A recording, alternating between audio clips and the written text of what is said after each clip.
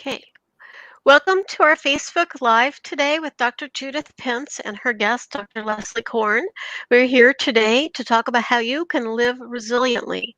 That means living in optimum health and optimum mental well-being.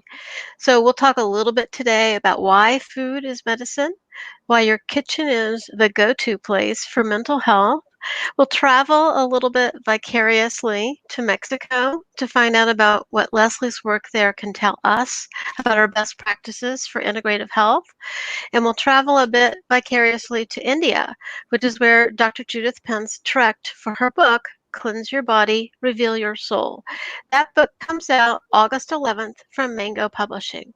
So first I'd like to introduce Dr. Judith Pence, and then I'll introduce her guest, Leslie Korn, and we're just going to dive into some questions. So first of all, I'm going to tell you a little bit about Judith Pence.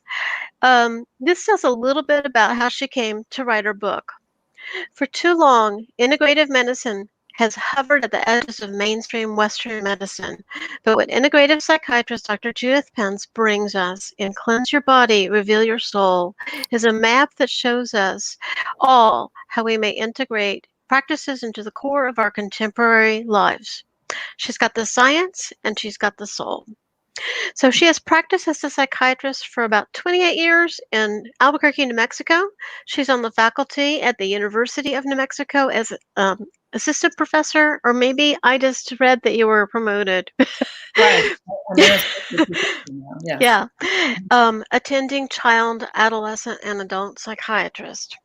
She speaks about integrative health all over the world, including some Ayurvedic healing in her presentations, and she's written many, many chapters for textbooks. But what speaks the loudest on her authority as an integrative healer is the Panchakarma cleanse and how it has profoundly shifted her life. Something she only once hoped possible and now has lived and experienced the cleanse and seen the power of it in the significant changes she has instituted in her life, her health, and her career. And that was the origin of her book, Cleanse Your Body, Reveal Your Soul. And so Dr. Leslie Korn is here with us today. And one of the first things she tells people when you come to her website is that the body tells a story in symptoms that the mind can't find words to express. Mhm. The body is what we listen to. So, Dr. Leslie Korn is a Harvard Medical School trained traumatologist specializing in mental health nutrition and integrative approaches to treating the mind and the body. She just recently, I think, has launched a new website, which is the Center for World Indigenous Studies. I'm going to ask her a little bit more about that because I'm eager to hear about that and what her vision for that is. But welcome today, both of you. It's so good to see you, and I just look forward to diving into some of the questions that I have for you today. And I think some of them are questions that I think you've heard a lot, and you would love to be able to answer a little bit more for people. I'm going to start with Judith because we're going to start off with a little vicarious journey to Nagpur, India. So, in your book, you are traveling to Nagpur, India from Albuquerque, New Mexico for an 8-day Panchakarma treatment. And you describe it in your book as one of the most vital components of food as medicine, and thinking about food as medicine as one of the most vital components that's for your body and preparing your body and supporting you during this process. Yeah. So that seems to be one of the origins of this idea of food as medicine. So would you can describe how that was in play in what you were experiencing, how it was healing and supporting you? So let me just mention that the preparation to go to India and to do the cleanse didn't happen overnight. And so the expectation is that you actually meet with the practitioner beforehand. He actually does consultations here in the United States, so I did see him beforehand. And at that time, between looking at herbs that would support me and lifestyle changes, there's also support in the direction of foods that would actually be most supportive and healing for me. So I had changed my diet even prior to coming, which included less meat, less wheat, little to no milk unless it was, raw or something like that. non-dairy products preferred. So when I arrived there, basically the food was prepared on site, and even though there's a fasting element to it, you are actually fed 3 times a day. And the fasting element is that it's a vegan approach. So there's no dairy, no meat, no sodas, no alcohol, none of that stuff. And then there's special herbs that we've mentioned actually in the last broadcast that are part of the foods that are offered to you. And so the food that is prepared on site has the specific herbs that are most supportive for you. And they do serve a type of bread that is freshly made called chapati. But if you have blood sugar issues, they actually offer, or wheat allergies, they offer other grains for you. So it's a grain-based, vegetable-based type diet. And the same person is actually preparing the food. And it's a very regular schedule in terms of how the food is prepared. So all those variables that I just mentioned, the quality of the food, which was local, and if there was any milk, it was given that day, but only once a day. All that was all a part of the whole process of how food is medicine and how food was delivered to us in a sacred way. And so it was a really important process for me to have that experience all in one place. Wonderful, and to be supported. So I want to come back to that a little bit, but I want to engage Leslie in some questions too about how she came to this. So how did you, Leslie, first come on these many ideas that you make central to integrative nutrition and optimum mental health? I want to know a little bit about your origin story. I think it might begin in Mexico, but well, it actually begins in Boston, but the fun began when I went to Mexico, let's put it that way. And as Judith was describing her experience with food, it reminded me, I was so lucky to have traveled to Mexico in 1973. And my origin story for nutrition really is that having been brought up on canned peas, it was really a revelation to be in the jungle and forage for food and get sick and get lots of wonderful herbs and learn about them and really live in nature. I was reminded by Judith's description because my initial introduction was to Ayurvedic medicine, interestingly enough. And what was fascinating is that many parts of India are at the same latitude as where I lived in subtropical Mexico. So we had very similar fruits and vegetables and ways of life, which was very vegetarian. So that was really my initial introduction to what I'd call natural medicine. And the use of food as medicine. Lovely. Well, you, Judith, you mentioned not eating as much meat, not eating as many dairy products. You're not necessarily advocating that we all become vegans, because there's different ways of looking at food as medicine and what works best for you. I'm particularly interested, though, in why, for you, meat and milk were some good things to sharply reduce in your diet. Because of my constitution, it was recognized. So meat in general is a heating type of, it takes a lot for the body to break down meat, no matter if it's raw or cooked or whatever. And so, and it's very heating, and part of my nature in terms of the doshas that we maybe talked about the last time, it helps to reduce your meat intake because then the whole body isn't as having to work as hard. And in general, it's just a gentler approach to how your body needs to function on a day-to-day basis.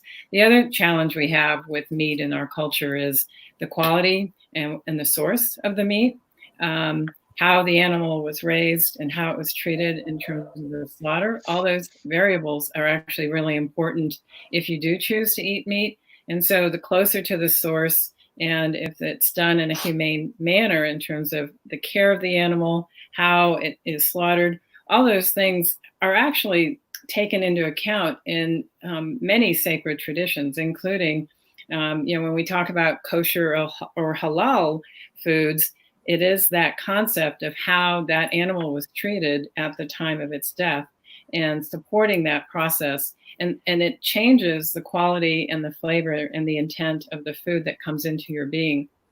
So I'm not saying that everybody needs to be a vegan, but it's to be more conscious in terms of the choices of meat that you do choose to have, and less is better over time. And being meatless on a day or two a week is something that's been done again in religious traditions, but now we know it's because of health that it's a good idea to consider. So again, and back to dairy, it's the same idea.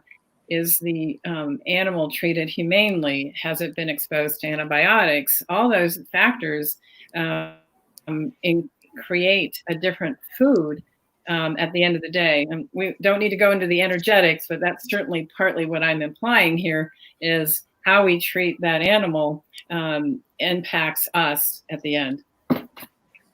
Thank you very much. I just want to remind people who are tuning in live that you can ask us some questions through the Facebook. I think we'll see those questions come up through our little broadcast studio here on StreamYard. And so we want to take those questions as much as we possibly can. So as we are talking, if something occurs to you, just put it in there and we will try to make sure we incorporate that into what we're talking about today. Both of you have touched on just being close to foods and being close to natural foods in terms of your experience. But I want to kind of turn to Leslie now because you did touch on how both in Mexico and in India, subtropical climates, much closer to fresher foods and eating more locally produced foods. So Leslie, could you speak a little bit about the health benefits of that, and not just physical health, but mental health as well? Sure. I think really the idea is that we raise our awareness and become more conscious of the relationship between what we're putting into our bodies and how we actually respond. I think there's a lot of what I call a social dissociation that we're trying to break down. The idea that there's no relationship between how we fuel our bodies and our minds. And I think we are really coming to a much more sophisticated understanding, which I think the ancient wisdom has long known, but I think modern society has lost, which is there's a profound relationship between the fuel. For example, for many years, we've had this anti-fat craze, and people don't know that our brain is mostly fat. We have this anti-cholesterol craze, but we need cholesterol to generate the all-important D, vitamin D, or the neurohormone D that supports our immune system. And one of the things that I love about Judith's work is that it puts food in its proper place. It says, this is the food that we need to nourish, but we're also going to take time during the week or during the month, or like, for example, I've got a seasonal detox so that there are times that we nourish and build our cells and our brain and our body. And there are times when we give it a rest and let it all release. And that's when we do our detoxing and our fasting or our food limiting. And so I think our mental health begins also with recognizing that foods not just are there to fuel our physical self, but to brighten up our brain a bit. And I think, at least in my work, and I know this is true for Judith's work, that if people change their diet and they improve their diet, we can help them reduce and even often eliminate medications, which are in many ways a function of our modern society and the failure of food to truly nourish people. If I can just dovetail on that really, Leslie, you're so spot on. as we're talking about food as medicine, we also need to think about food can be toxic and what we perceive as food. For example, the fast food world, most of that is fairly toxic for us because there's no real nutrition in it. Yet the challenge we're faced is that it's very universally available and at a price point that many people can have. So therein lies a challenge, is that there's a marketing and there's a way that food is looked at, but yet high in calorie but poor in nutrition. And many health problems that we're having and facing in our culture currently is due to the lack of adequate nutrition, despite having high calories. Well, this might be where I really jump in and let's dive into you describe the kitchen as the go-to for mental health. And I think you probably mean most of the time your own kitchen, and definitely not a fast food kitchen. Yeah, you can both take that question. Please, Judith. Leslie, go ahead. Oh. Well, I think the kitchen is your pharmacy. When you think about the concepts of vitamins and minerals, all of the colors of foods, what I call the rainbow diet, the idea that if we eat from all the colors of the rainbow, we're going to get all the wonderful nutrients and antioxidants and polyphenols, all the great reds and purples and yellows, that we really recognize that nature, and we are part of nature, has provided us with all of the resources we need for our fuel. We are human animals after all. And so I think what we want to do, we're clearly, most of us, not living in a cave and going out and hunting and foraging all day anymore, but we still carry that genetic imprint, which suggests we should be, or we should recreate it in whatever way is possible. And let me just add one more thing around this whole concept of vegan and vegetarian. As a former vegetarian, as I like to joke, a recovering vegan, the concept, I think, and this is what Judith writes about so beautifully in her book, is that we eat according to what we need, and that each of us is an individual. Some of our bodies are meant to eat lots of vegetables and grains, and some people, like, let's say, the people of Greenland, the Inuit, or Alaska, their bodies are fueled by fat and very few carbohydrates. So what this does is it expands for us the opportunity that there's no one right diet for everyone. Right, exactly. Let's see. Why then, I'm going to go to the next question. Why are whole foods best? And what do you mean by whole foods?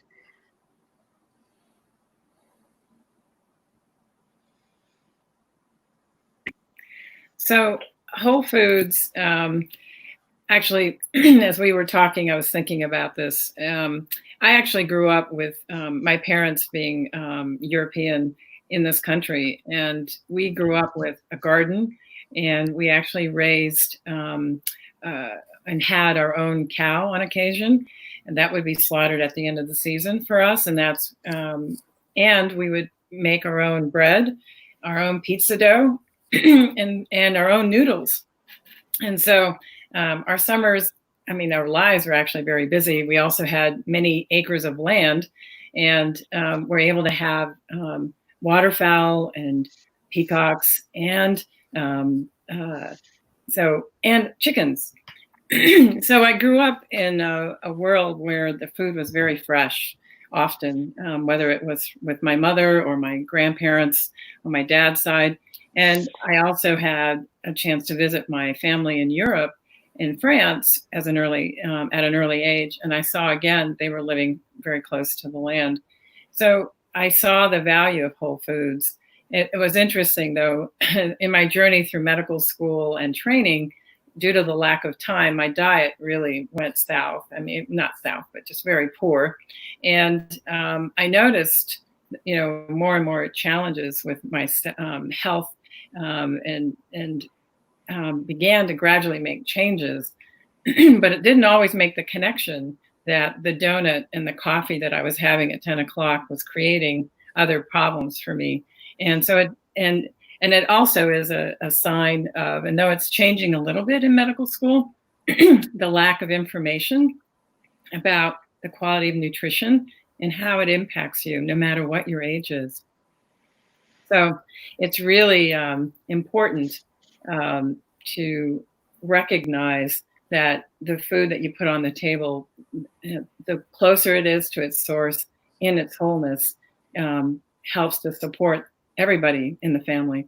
I see we have a question. We do, yes. Yes. It's this, in the perfect world, this all sounds great. But how do you deal with partners and children who don't view food as medicine? I mean, most of us are sharing all of our meals with the people of our household. We all have different things that we like to taste, and we have all different things that our bodies really need. How do you start changing the way people think about food, the people you share your food with? And how might you start introducing some little changes over time? I mean, we've all, I mean, I think Leslie talked about, growing up on canned peas. You talked about being in medical school, Judith, and, grabbing the food you could get to get through the next shift.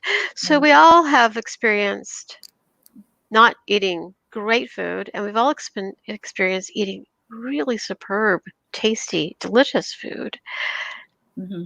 Where would you begin to help somebody work with some less believing family members? Leslie, please. Well, I deal with this all the time because usually I have one patient who comes who's the identified person who needs to make the change, but it's really a family affair. Mm-hmm. And when you think about how we used to live, we all played a role in gathering food, preparing it, eating it together, and this has become so fragmented. So I begin with food as meditation, food as ritual, food as a group and a collective affair, so that people everybody in the family feels that they are participating. And it's absolutely true. You may have some natural vegetarians and natural carnivores in the same family, and there has to be some allowance for those tastes. At another, perhaps a little bit more sophisticated level, there are many things that we're doing. For example, we talked about fast foods. Fast foods have such potent flavors, they dull our actual capacity to taste the real flavor of food. And so someone may say, oh, I don't like this, or a child who eats lots of sugar, oh, that doesn't taste like anything to me. And so I think we also are not only looking at the new kinds of foods we're integrating in their wholeness, without them being denatured, but also looking at what are the foods that are actually doing harm or altering our consciousness, altering our taste buds, and really stealing from us our true sensory life that foods and spices can give. I want to dovetail on that too, because what I know to be true, and the research actually is out there, is with kids in particular, if you engage them in the growing of food and helping them to harvest the food and bring that into the kitchen and have them help prepare the food, guess what? They're more likely to try the food. Having them participate in the activity of even going to the grocery store and picking out something that they may enjoy that is on the healthier side, and again, including them in that process, those are the beginning steps. I always look to who is buying the produce, the groceries in the home when I'm working with family or with a person, whoever the identified patient is, because at the end of the day, I always ask that question, who is bringing the stuff into the home? Because if it's not in the home, they don't have access to it in terms of the kids. And so one of the things I look at and discuss with people is pick maybe one or two things that aren't as healthy for them, but are relatively healthy. For example, maybe Cheez-Its or something like that. And then look at how else can you support it? Can you cut up? So kids, looking at the age that they are is really important. A 5-year-old versus a 10-year-old, what they will be willing to do or eat, it's going to change. And you as a parent can influence them in that way. The challenges with media and social media, kids get influenced and walk down certain directions with foods. And that's where maybe limiting access to that is a consideration, but I know that's really hard to do, especially these days. So again, including them in that process and having them actually pick out a cookbook that has pictures that appeal to them and practice with them. Those are all skills ultimately that they understand and can come into their life as they grow older. I just want to share really quickly, learning how to cook is a life skill. Yet I cannot tell you how many adults I've worked with over the years who have been clueless. And even now with the pandemic, I know people that live on takeout pretty much.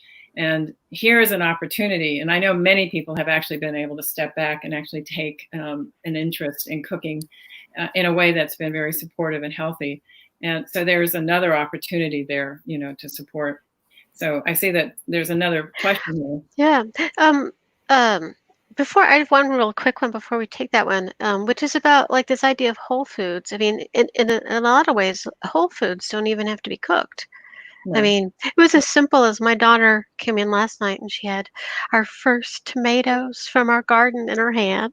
And we just washed them and ate them, So I think it's maybe there's one way is to get back closer to your food, maybe grow some, and tomatoes and basil are kind of some really good ones to start with. Here's the next question, and it is about individualizing the diet. As a vegan, how do I know if this diet is right for me? And how can I tell if I should start introducing meat or dairy back in?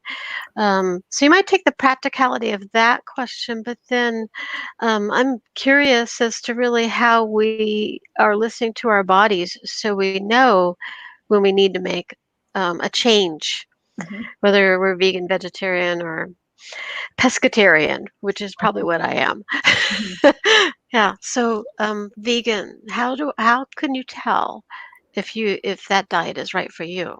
Well, I think the first step is if you don't feel well, I would always begin to look at diet. If you feel low, if you feel fatigue, if you are depressed, anxious, aren't sleeping well, have digestive problems, then that is one of the first signs that the way that you're fueling your body can use some improvement. Now, when I'm working with a patient, that's where I begin. How do you feel? And how does food make you feel? When you eat this, when you eat that, what is your response? I think the big question we have about whole foods is if we think about the way nature gave us those foods in their wholeness, think about the sugar cane. Sugar cane never caused diabetes, but when we extract that sugar from the cane, which has fibers and minerals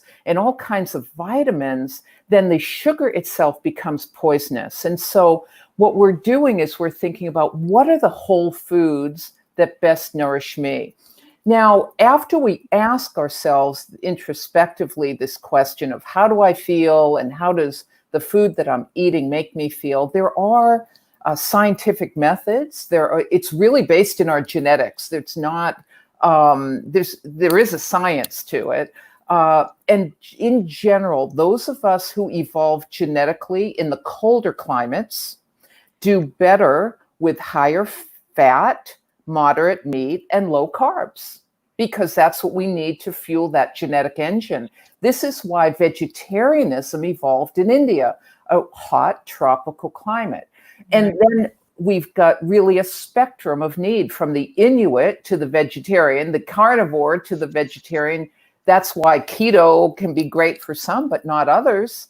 And vegetarian and veganism is good for some and not others. And then most people are somewhere in between with some flexibility. So just very simply, when I have a vegan or a vegetarian who comes to me depressed and anxious, I may suggest that they try a little bit more animal protein to fuel their brain chemicals and uplift their mood. Right. That's great. Thank you. Judith, do you have? I agree with that in mind. And Ayurveda has a specific approach with that in mind. And as I mentioned during the last Facebook Live, in terms of your constitution. So looking at your constitution and looking at the elements of earth, wind, and fire and air, all those come together, and our bodies are defined through that constitution. And so we do lean towards certain foods more because of it. So similar to what Leslie is saying, there is a genetic component, and having some awareness of that is helpful. And also, if you are choosing to introduce a meat, a fish, or milk, thinking about how clean it is really important. Again, back to how it was raised. For example, if I'm going to have meat, wild meat is better than raised meat. But if you're going to have meat, then grass-fed ultimately is ideal, with organic being a part of that picture. And also with milk, thinking organic, and if you're able to get it not pasteurized. And I know there's controversy around that, but the digestive enzymes in milk help to then be digested in the body if the milk still is a bit alive. But there's also many nut-based milks that are really quite amazing and very supportive. And be it coconut milk, hemp, and almond milk, all those are actually adequate substitutes, and you can get some nutrients from them as well. And you can make your own nut milks. It's actually a very easy thing to consider doing. I think that's very important, because we see a lot of skin problems from cow's milk. We see lots of asthma. There's some evidence of cow's milk contributing to type 1 diabetes. And I think what you were saying about raw milk, Judith, goes back then to Carolyn's statement about that, eating that raw tomato. We get our enzymes from these raw foods, and we need a certain proportion of raw in our diet too for optimal health. Right. That's true. I have a feeling that there's so much more we could talk about and offer to people. And I would love to do this again, but we are to our time. And so we probably do need to wrap up here. I want to thank both of you for all of this. And I really do feel like I am learning so much from both of you today. If people want to find out more, you can go to, there's 2 places to find Leslie on the internet, which is drlesliekorn.com, or her new website, www.cwis.org, which stands... Let me correct that. Yes. That's my nonprofit website. That's your nonprofit. Okay. But our educational website is Institute at drlesliekorn.com. But you can find us through my Dr. Leslie Korn. Thanks. Okay, you said you were everywhere. But yes, it's definitely, it's the Institute. Okay, so that's your new venture. And then you can find out more about Dr. Pence at drpence.com. And I urge you to go over there and sign up for her newsletter. That way you can find access to all of her integrative health resources, as well as any upcoming events. You can also find a list of resources of great books, which include several of Leslie's books as well.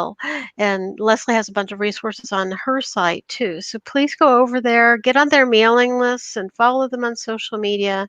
And we will be back here another time soon, I have a feeling, because I didn't even get to ask you about Cuba. So we got to come back. That sounds good. Yeah, thank you. Thank you. Yeah. Thank you. Yes. Thanks, guys. Be well. Bye-bye. You too.